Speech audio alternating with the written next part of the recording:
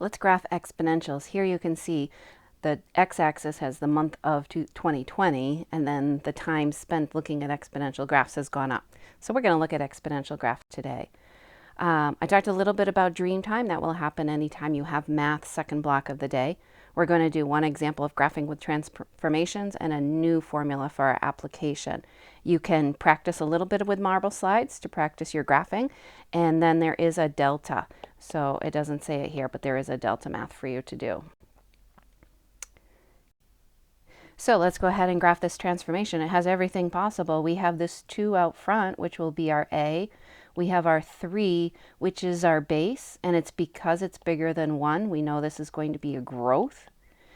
This is up in our exponent. So this is our group, and anytime this is with the x, it's going to affect the x left or right. So this is going to go to the right 2, and then the number afterwards is going to affect our y, and this is going to go down 4. So I'm going to use my transformations and think about what that means. A is also my starting y-intercept. So I'm going to go up there to 2. That's where I'm starting. It's not my finished y-intercept. I would normally have an asymptote at y equals 0. I'm going to move it down 4. And I'm going to dot it in, so I have a horizontal asymptote at y equals -4. Now when I go back to this starting point of 2, I'm going to move to the right 2 and down 4. And that looks like I am at 2, -2. So I'm going to put that in the chart in the middle, 2, -2, because I want to pick a value for x a little bit less and a little bit bigger, so I can plug it in and figure it out. So when I plug in 1 minus 2 is -1. Remember that 3 to the -1 is 1/3, times 2 is 2/3, minus 4 is -3 1/3. So 1, -3 1/3, that makes sense. This is a growth, so it should be a little bit less than the other number. And then when I plug in 3, I have 3 minus 2, which is 1. 3 times 2 is 6, so this becomes the point 3, 2. So 3, 2 will look like that.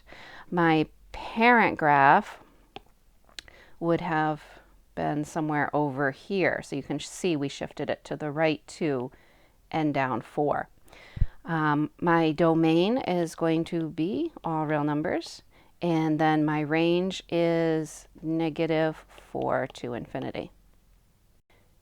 And there it is graphed on the Desmos.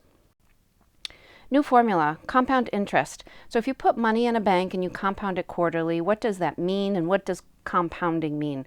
So if I'm compounding it quarterly, that's 4 times each year. So at the end of the first quarter, the bank would run the formula on your money. Let's say you put $100 into the bank, and after that first quarter, you're going to have a little bit more money, let's say 105. Then the next quarter, they're going to run it again, but now they're running it on 105, not 100. So it's going to be growing exponentially, and that's called compounding. So here we have this formula.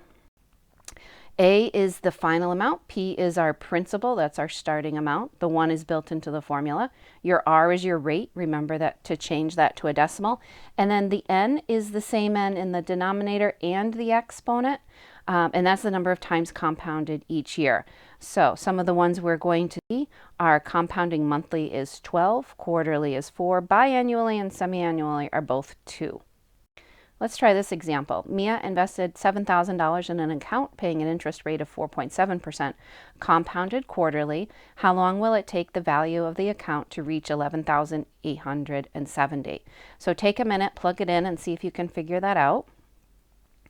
So if I want to reach the 11,000, that's my ending amount. I'm starting with 7,000, 1 plus. Remember to change your rate. It's up in the numerator. Quarterly down there is a 4, and then I have 4t. So I don't know my exponent. So we can't really get to it yet algebraically. You cannot multiply that 7,000 in. No. That's a distributive property. That would be multiplication before doing the exponent, so you can't do that. What you can do is you could divide everything by 7,000. That will make your numbers a little bit smaller, because the way that we're going to have to solve this right now is by graphing. So you want to graph this right hand or left hand side, whatever this number is, and you want to graph this side. So the left hand side should be a horizontal line, and then the right hand side will be a very slow growing exponential, and you want to find that point of intersection. So you're going to do second trace down to number 5, which is intersect, and then do the left, and then it jumps to the other curve, and then you do the right, so left, right, enter, and that will give you your answer. And the answer here, after you graph each side and find the intersection, is 11.3 years. So you can play around with Desmos, do a little bit of the marble slides to see the transformations, and then Delta Math, that's going to be practicing graphing and the word problems. Your other work is to watch a video on solving exponentials. Nice job.